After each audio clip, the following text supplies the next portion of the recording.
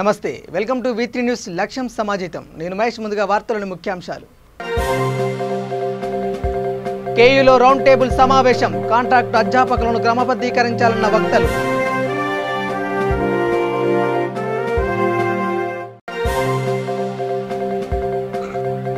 BS మక్తాలో ఘనంగా రేణుకా ఎల్లమ్మ తల్లి కళ్యాణ మహోత్సవం పూజలు చేసిన ఖైరతాబాద్ ఎమ్మెల్యే దానం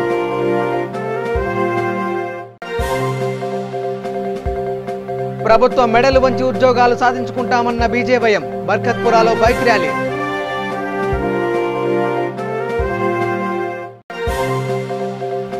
పీవీ ఎక్స్ప్రెస్ వేపై కారులో మంటలు తల్లి కూతులను కాపాడిన సాహస యువకుడు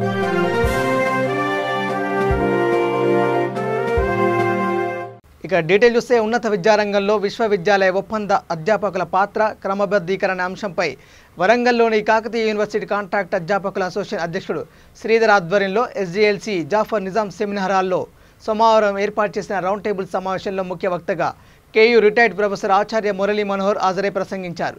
ఈ సందర్భంగా మురళీ మనోహర్ మీడియాతో మాట్లాడుతూ చాలని వేతనాలతో యూనివర్సిటీలలో కొన్ని సంవత్సరాలుగా పనిచేస్తున్న కాంట్రాక్ట్ అధ్యాపకులను రెగ్యులరైజ్ చేయాలని డిమాండ్ చేశారు. అనంతరమే నూతన నోటిఫికేషన్ విడుదల చేయాలని ప్రభుత్వానికి విజ్ఞప్తి చేశారు. ఈ కార్యక్రమంలో కాకతీయ యూనివర్సిటీ కాంట్రాక్ట్ అధ్యాపకులు అధిక సంఖ్యలో పాల్గొన్నారు.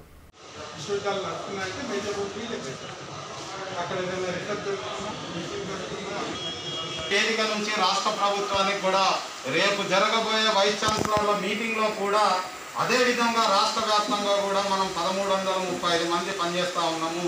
ఈ 1335 మంది రాష్ట్ర వ్యాప్తంగా పనిచేస్తున్నారు కాబట్టి ఈ పోస్టులన్నింటిని కూడా అబ్జర్వ్ చేసేసి మిగిలిన పోస్టుల వరకే ఏమైనా చేయండి తప్ప ఈ పోస్టులను కూడా తీసుకుంటే మాత్రం ఊరుకునేది లేదు. ఖబర్దార్ అనే విధంగా మనం రాబోయే కాలంలో పోరాటం చేయాల్సిన అవసరం ఉందని చెప్పిన చిర్రరాజు గారికి పర్టికులర్గా Kakatiya university contract teachers association నుంచి ధన్యవాదాలు తెలియజేసుకుంటూ ఇప్పుడు మన కాకతీయ యూనివర్సిటీ సలహాదారులుగా ఉన్న డాక్టర్ ఎన్ వీణా మేడం గారిని మాట్లాడాల్సిందిగా కోరుతున్నాం.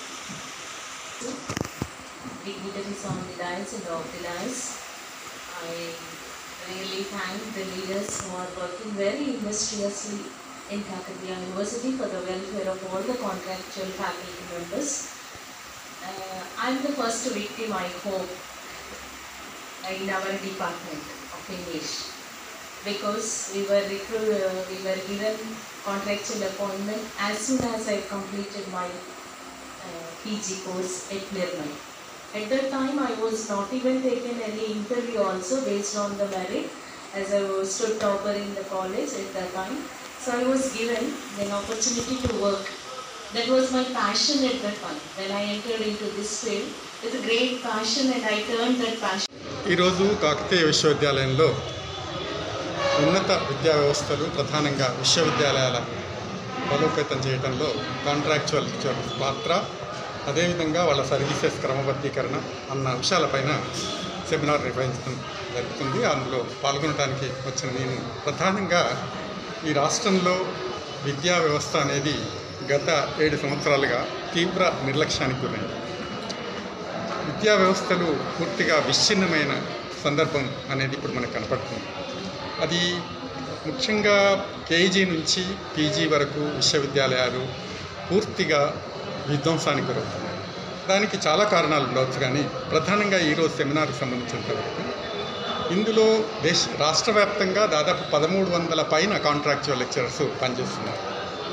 దాదాపు 3000 పైన పార్ట్ టైం లెక్చరర్స్ పనిచేస్తున్నారు. గత 7 సంవత్సరాల నుంచి విశ్వవిద్యాలయాలు నడుస్తున్నాయంటే వాళ్ళే ప్రధానమైన పాత్ర. టీచింగ్, రీసెర్చ్, ఈ contractual lecturers, part time lecturers ద్వారా మాత్రమే అవి నడుస్తున్నాయి. కేవలం 30% మాత్రమే పర్మనెంట్ ఉద్యోగులు ఉన్నారు. అంటే 70% ఈ పార్ట్ టైము అదేవిధంగా కాంట్రాక్చువల్ లెక్చర్ ద్వారా జరుగుతుంది. కాబట్టి వాళ్ళ సర్వీసెస్ను ఇంతకాలం ఉపయోగించుకొని వీళ్ళందరూ కూడా ప్రధానంగా తెలంగాణ ఉద్యమంలో చాలా ప్రముఖ పాత్ర పోషించారు.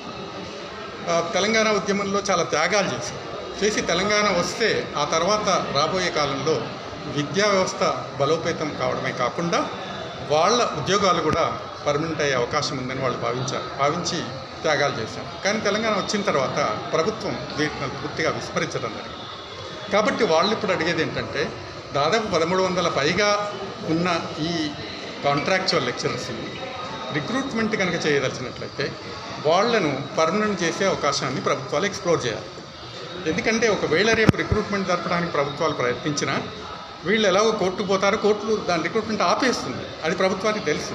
ఇట్లా ఎన్నో సందర్భాల్లో ఈ రాష్ట్రంలో జరిగిన దాఖలాలు ఉన్నాయి, అది ప్రభుత్వానికి తెలుసు. కాబట్టి రిక్రూట్మెంట్. ఖైరతాబాద్ నియోజకవర్గం సోమాజిగూడ డివిజన్ బిఎస్ మక్తాలోని శ్రీ రేణుకా ఎల్లమ్మ తల్లి కళ్యాణ మహోత్సవానికి విచ్చేసి పూజలు చేసిన ఖైరతాబాద్ శాసనసభ్యులు దానం నాగేందర్, సోమాజిగూడ కార్పొరేటర్ వనం సంగీత, శ్రీనివాస్ యాదవ్, టీఆర్ఎస్ నాయకులు, కార్యకర్తలు పాల్గొన్నారు.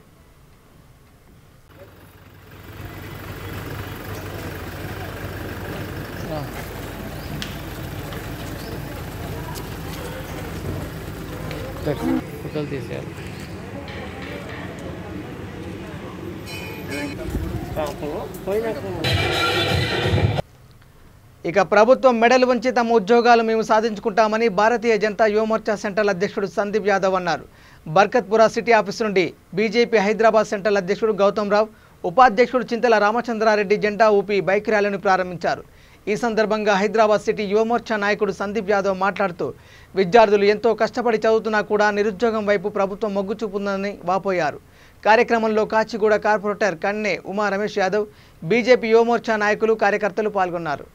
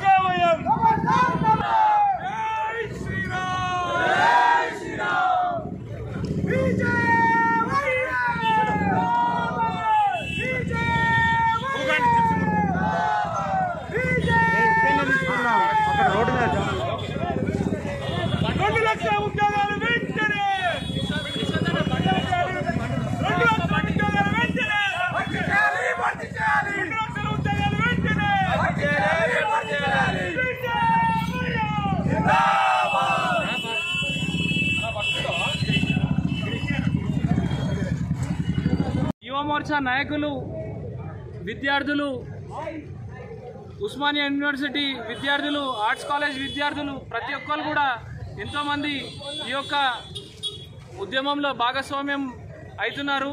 రానున్న రోజుల్లో ఈ యొక్క 2 లక్షల ఉద్యోగాల నోటిఫికేషన్ విడుదలయ్యే కారణంగా ప్రభుత్వం మెడలోంచేందుకు కాదు, మేము ఈ యొక్క నోటిఫికేషన్ని విడుదల చేసుకుంటామని చెప్పి భారతీయ జనతా యువమోర్చా డిమాండ్ చేస్తుంది.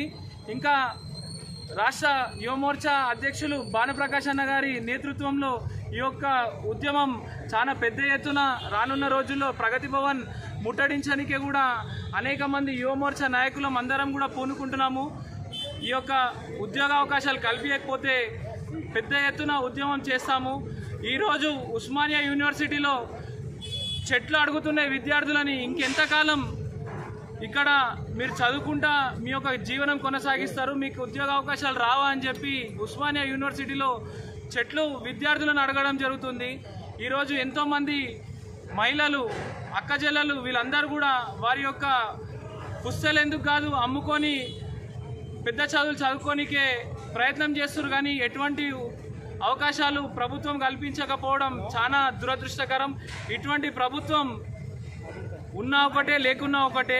రానున్న రోజుల్లో భారతీయ జనతా పార్టీ, భారతీయ జనతా యువమోర్చా ఈ యొక్క ఉద్యోగ అవకాశాల్లో ఎట్టి పరిస్థితుల్లో పోరాటం చేసి మాకు రావాల్సిన 2 లక్షల ఉద్యోగాల నోటిఫికేషన్ని ప్రభుత్వం మెడలోంచేందుకు కాదు, నోటిఫికేషన్ని విడుదల చేయించుకుంటామని చెప్పి భారతీయ జనతా యువమోర్చా తరఫున రాష్ట్ర శాఖ నుంచి ఈ యొక్క పిలుపు కోరుతున్నాము. భారత్ మాతాకి. ఇక రాజేంద్రనగర్ నియోజకవర్గం పరిధిలోని పీవీ ఎక్స్ప్రెస్ వేపై కారులో మంటలు చెలరేగాయి. దీనిని గమనించిన రవి అనే వ్యక్తి ప్రాణాలకు తెగించి వారిని కాపాడాడు. ఈ నేపథ్యంలో ఏసీపీ కార్యాలయంలో ఆయనను సన్మానించారు. అక్కడ మేము ఉంటాం కానీ మేము వీళ్ళ తరఫున చూసుడు కదా మాదంతా రోడ్స్ అండ్ మిగతా విఏపీ మూమెంట్ అదే చెప్తున్నాను కదా. అంటే కొత్త ట్రాఫిక్ కూడా సార్ మెయిన్ ట్రాఫిక్ కదా సార్, లేకుంటే అంత జామ్ అయిపోయి అది జామ్ అయిందంటే అవర్స్ పడుతుంది క్లియర్ చేయాలి.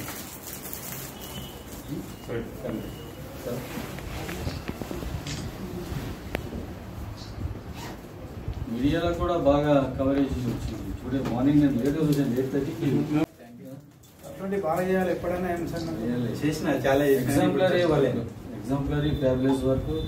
దాని అది జనరల్ ఈ ఫొటోస్ రండి సార్.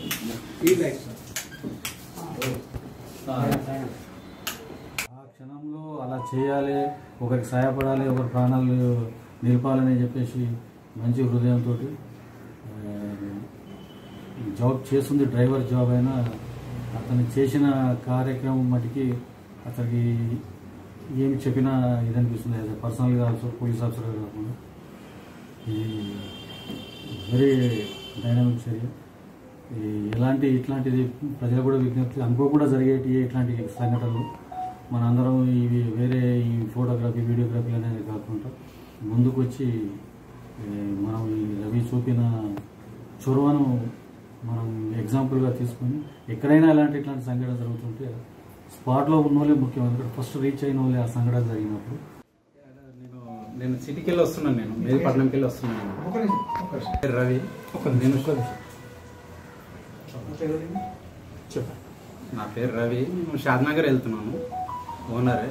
మా ఓనర్ని తీసుకెళ్ళి వెళ్తున్నాను. నేను వెళ్తుంటే నేను ఒక 5 నిమిషాలు ఫ్లైఓవర్ ఎక్కి వెళ్తుంటే దూరంకి వెళ్ళి చూసినాను. ఇట్లా చూస్తే ఆమె కార్ కింద మంట వస్తూ ఉంది దూరంకి వెళ్ళి.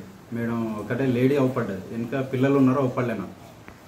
తర్వాత బండి వస్తుంటే మంట ఎక్కువ అవుతూనే ఉంది, టైర్లు 2 అంటుకున్నాయి. బాగా మంట వచ్చేసింది. మంట వచ్చేసి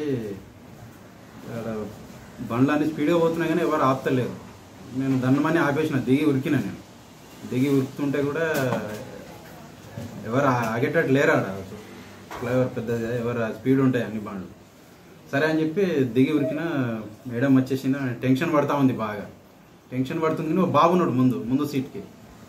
బాబుని లాగేసినాం కానీ డ్రైవర్ సీట్కు మంట వచ్చేసింది. అప్పటికి చూస్తే వెనుక గుంజమైన డోర్ గుంజుతుంటే 2 డోర్లు లాక్ అయిపోయినాయి. ఓ చిన్న బాబు 3 నెలల బాబు, ఇంకో బాబు ఉన్నాడు 10 సంవత్సరాలు బాబు ఉన్నట్టు, 2 ఉన్నారు వెనుక. వాళ్ళని దిద్దామంటే ఇక అప్పటికే మంట జోరైంది. టైర్లు వేలుతున్నాయి, పట్టపట్ట పెట్రోల్ వెహికల్ కదా, టైర్లు వెళ్తుంటే ఏం చేసినాం, సరే మనం తెలుసు బండి గురించి అన్ని కొద్దిగా తెలుసు కాబట్టి టగటక కాదు ఎట్లా పోదామంటే అటు సైడ్ గోడ కానిచ్చేసింది మన వెహికల్.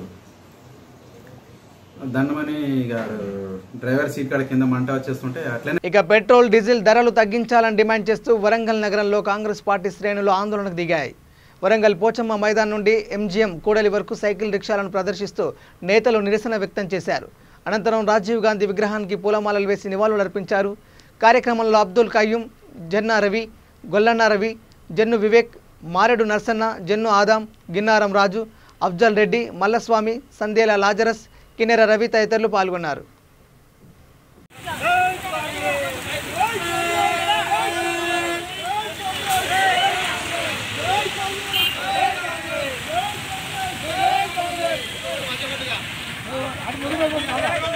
వర్షం ఎట్లా పడుతుంది, ఫోన్ ఖరాబ్ అవుతుంది.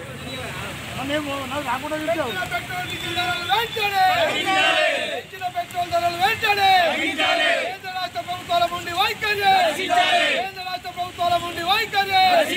జై రాహుల్ గాంధీ, జై కాంగ్రెస్, జై సోనియా, కాంగ్రెస్ పార్టీ, కాంగ్రెస్ పార్టీ. రాహుల్ గాంధీ నాయకత్వం, రాహుల్ గాంధీ గారి నాయకత్వం, సోనియా గాంధీ గారి నాయకత్వం. జై కాంగ్రెస్,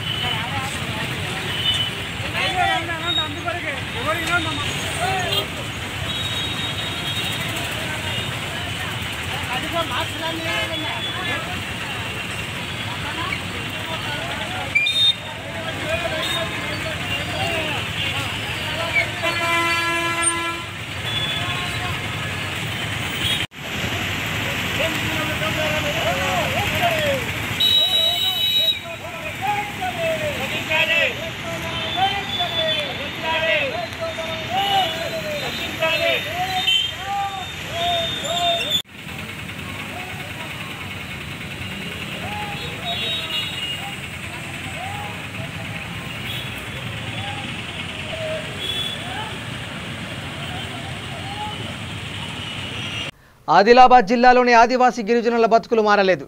కనీస సౌకర్యాలు లేక వారు తల్లడిల్లుతున్నారు. బజారత్నూర్ మండలం కొత్తపల్లి గ్రామ గిరిజనుల బాధలు వర్ణనాతీతంగా మారాయి. 3 దశాబ్దాల కాలంలో అనేక మంది ఇక్కడి నుంచి ప్రజాప్రతినిధులుగా ఎన్నికైనా చేసిందేమీ లేదు. రహదారి సౌకర్యం లేకపోవడం కొత్తపల్లి వాసులకు ఇబ్బందికరంగా పరిణమించింది.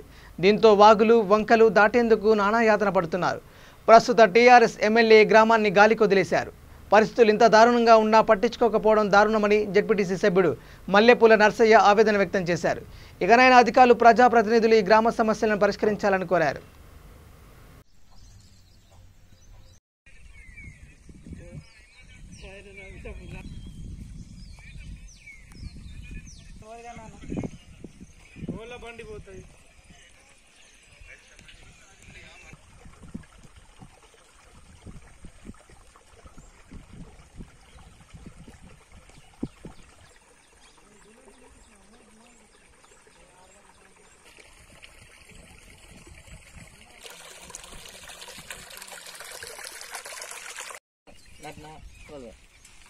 కొత్తపల్లి సార్ ఆత్రం కళాబాయి. నేను మాకు బజారత్నూర్ మండల్. వర్షం పడితే మాకు రోడ్డు మంచిగా లేదు. ఇప్పుడు మాకు వర్షం పడితే నడుచుడికి ఇబ్బంది ఉంటుంది, ఆటోలు రావు. మా ఊరు కొత్తపల్లి గ్రామం, బజారత్నూర్ మండల్. ఇక్కడ గిన్నూర్ గ్రామ పంచాయతీ. ఇక్కడ ఏంటంటే మాకు బ్రిడ్జ్ లేదు, తర్వాత రోడ్డు సౌకర్యం కూడా లేదు. ఎలాంటి ప్రాణాపాయ పరిస్థితి వచ్చినా తొందరగా హాస్పిటల్కి వెళ్ళాలన్నా, అంబులెన్స్ మా ఊరికి రావాలన్నా వాగు అడ్డంగా ఉంది. అట్లీస్ట్ మాకు రోడ్డు సౌకర్యం లేకపోయినా బ్రిడ్జ్ కూడా శాంక్షన్ చేయడం లేదు. ఎందుకు ఇలా అని అడిగితే కూడా ప్రభుత్వం నుంచి కేంద్రానికి ఒక 3-3.5 కిలోమీటర్ల దూరంలో కొత్తపల్లి అనే గ్రామం ఉంది. అక్కడ ఒక 50 నుంచి 60 కుటుంబాలు, గిరిజన కుటుంబాలు, 100% గిరిజనులే నివసిస్తుంటారు. కానీ అంత మండల కేంద్రానికి అంత దగ్గరగా, ఒక మెయిన్ రోడ్డుకు అంత దగ్గర ఉన్నటువంటి గ్రామానికి కూడా ఇప్పటి వరకు ఎలాంటి అభివృద్ధి జరగడం లేదు. నాయకులు మారుతున్నారు, పార్టీలు మారుతున్నాయి, అధికారులు మారుతున్నాయి, కానీ వాళ్ళ తలరాతలు మాత్రం నేటికి మారడం లేదు. ఆ ఊరుకు సరైన రోడ్డు లేదు, అక్కడ ఉండటానికి ఇండ్లు లేవు. మొన్నటి వరకు ఊళ్ళో ఎటువంటి సీసీ రోడ్స్ కానీ అవైతే అసలే లేవు. కరెంటు కూడా సరిగా ఉండేది కాదు. దాన్ని కొంతవరకు ఇంప్రూవ్మెంట్ చేయడం జరిగింది. ఈరోజు కరెంటు ఉంది అక్కడ. కాకపోతే తాగునీరు సమస్య కూడా చాలా తీవ్రంగా ఉండింది. మరి ఈ మధ్యనే మిషన్ భగీరథ ద్వారా త్రాగడానికి, అంటే తాగడానికేం కాదు, మిషన్ భగీరథ నీళ్ళు ఈరోజు కూడా ఎవరు తాగడం లేదన్నది నిర్వివాదాంశం. జస్ట్ ఇంటి పనుల కొరకు మటుకు వాడుకోవడానికి పనికి వస్తున్నది. ఇక ఏమీ లేని చోట కొన్ని ఊర్లలో తాగితే తాగొచ్చు, కానీ తాగడానికి వీలు లేకుండానే ఉంటున్నాయి. ప్యూరిఫైడ్ మాత్రం కావు నీళ్ళు. అలా ఆ విధంగా నేను 2001లో జడ్పీటీసీగా ఉన్నప్పుడు కూడా ఆ గ్రామానికి వెళ్ళడం జరిగింది. అంతకుముందు కూడా ఆ ఊరి వాళ్ళతో మాకు సంబంధాలు ఉన్నాయి. అప్పటి నుంచి కూడా ప్రయత్నం చేస్తూనే ఉన్నాం. కాకపోతే పదవి చిన్నది మాది, ఎంపీటీసీ జెడ్పీటీసీ స్థాయిలో దాన్ని అభివృద్ధి చేయలేం. ఒక ఎమ్మెల్యే ఎంపీ చేయాల్సినటువంటి పనులు మరి గత 30-35 సంవత్సరాలుగా మాకు ఎమ్మెల్యేలు కానీ 1-2 సార్లు ఎంపీలు కానీ గిరిజనులే ఉంటూ వస్తున్నారు. మరి అక్కడ కూడా గిరిజనులే ఉన్నారు కానీ ఆ గ్రామాన్ని ఏ నాయకుడు ఇంతవరకు పట్టించుకున్న పాపాన పోవడం లేదు. దాన్ని అభివృద్ధి చేద్దామన్న ఆలోచన కూడా వారికి రావడం లేదు. మరి ఈ మధ్యనే ఆ రోడ్డు ఫార్మేషన్ కూడా నేను ఇంతకు మొదలు డిస్ట్రిక్ట్ ప్లానింగ్ కమిటీ మెంబర్గా ఉన్నప్పుడు దానికి నిధులు విడుదల చేయించి ఫార్మేషన్ చేయడం జరిగింది. అది ఎంతవరకు మేము అప్పుడు చేయించినామో అది అంతవరకే ఉంది. దాని మీదనే 1-2 సార్లు గ్రావెలింగ్ వేయడం జరిగింది టీఆర్ఎస్ గవర్నమెంట్ పీరియడ్లో. కానీ పూర్తి స్థాయిలో దానికి మట్టుగా అభివృద్ధి జరగడం లేదు. అక్కడ ఉన్న ఇందిరమైన్లు కూడా మా హయాంలో నేను శాంక్షన్ చేయించి ఇచ్చినవే. వాటిలోనే ఇప్పటికి సిఐటియు ఆధ్వర్యంలో ఆదిలాబాద్ కలెక్టరేట్ ఎదుట నేషనల్ హెల్త్ మిషన్ కాంట్రాక్ట్ ఉద్యోగుల నిరసన కార్యక్రమం నిర్వహించారు. నేషనల్ హెల్త్ మిషన్ ఉద్యోగులందరినీ రెగ్యులర్ చేయాలని ఈ సందర్భంగా డిమాండ్ చేశారు. ఈ కార్యక్రమంలో సిఐటియు జిల్లా కార్యదర్శి ఏ కిరణ్, జిల్లా కార్యదర్శి నవీన్ కుమార్, జిల్లా committee member K Vijayalakshmi, Mohan Naik, CITU జిల్లా సహాయ కార్యదర్శి బొజ్జ ఆషన్న తదితరులు పాల్గొన్నారు.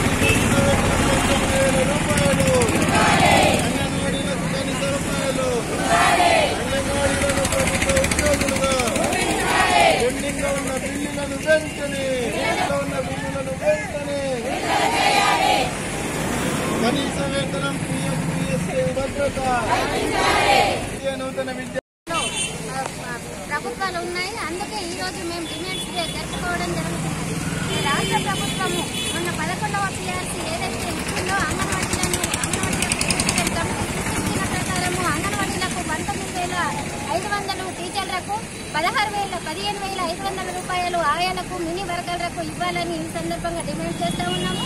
అట్లాగే కేంద్ర ప్రభుత్వం 2018 అక్టోబర్న 1,500 టీచర్లకు ఆయాలకు 750 రూపాయలు పెంచింది.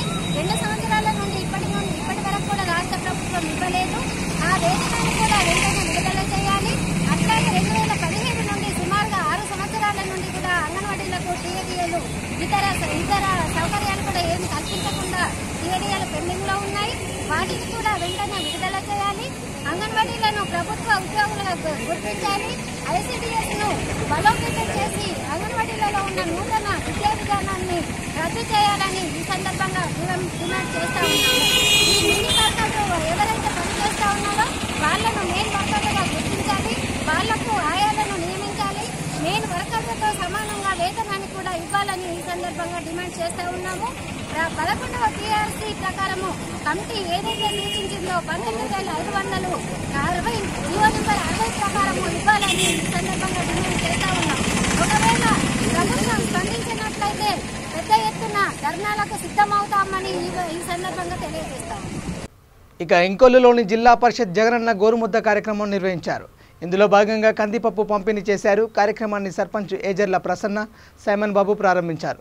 తదుపరి స్కూళ్లను సందర్శించారు. కార్యక్రమంలో ప్రధానోపాధ్యాయులు జి శ్రీనివాసరావు, కర్రి సునీల్, ఏ శ్రీమన్నారాయణ పాల్గొన్నారు.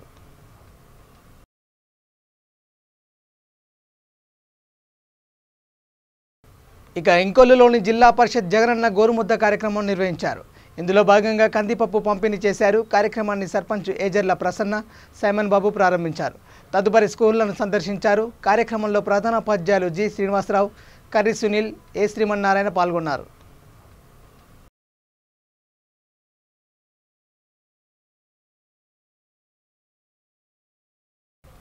అనంతపురం జిల్లా పుట్టపర్తి నియోజకవర్గ పరిధిలోని నల్లమాడ మండలంలో నాటుసారా కేంద్రాలపై ఎస్ఐ వెంకటనారాయణ సిబ్బందితో కలిసి మెరుపు దాడులు చేశారు.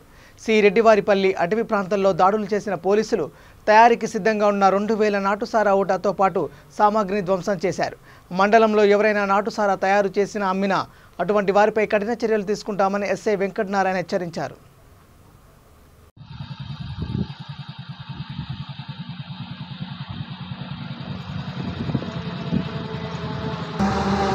వాడు తిరిగి లేదు.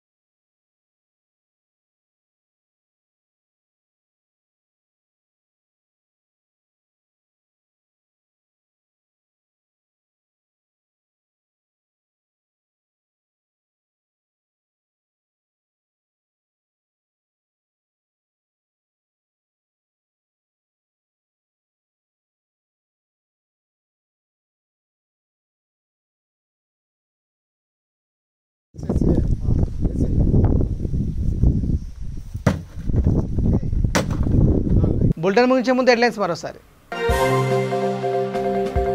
కేయూలో రౌండ్ టేబుల్ సమావేశం, కాంట్రాక్టు అధ్యాపకులను క్రమబద్ధీకరించాలన్న వక్తలు.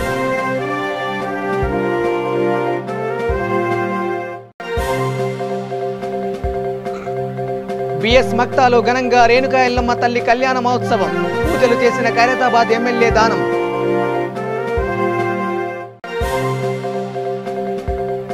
ప్రభుత్వం మెడలు వంచి ఉద్యోగాలు సాధించుకుంటామన్న బీజేవైఎం, బర్కత్పురాలో బైక్ ర్యాలీ.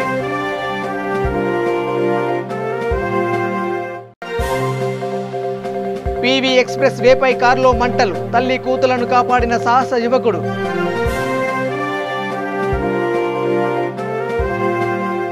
ఇవి bulletin updates. Keep watching V3 news. లక్ష్యం సమాజేతం. నమస్కారం.